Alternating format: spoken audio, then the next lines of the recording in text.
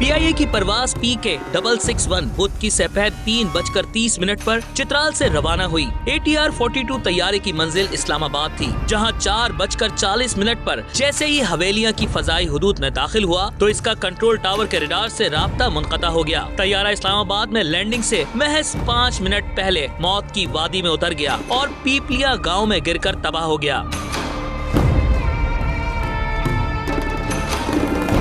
बदकिस्मत तैयारे में 31 मर्द, 9 खवातीन, 2 बच्चों समेत 48 अफराद सवार थे, जिनमें पायलट साले जंजुआ, उनके भाई और को pilot Ahmad Janjua, trainee pilot Ali Akram, air hostesses Asma और सदफ और एक ग्राउंड इंजीनियर शामिल था। मारूफ नातख्वा जुनेद जमशेद, उनकी अहलिया, डिप्टी कमिश्नर चित्राल उसामा वड़ाइच और उनके अहले खाना और 3 गैर मुल्की भी हादसे का शिकार होने वाले तैयारे में सवार थे। जराये के मुताबिक आखिरी बार पायलट ने कंट्रोल रूम को इंजन में खराबी का बताया था। DIG हजारे के मुताबिक तैयारा आबादी पर नहीं गिरा। ऐनी शाहिदीन का कहना है कि तैयारा कलाबाजियां खाता हुआ पहाड़ी पर गिरा और फिर इसमें आग लग गई।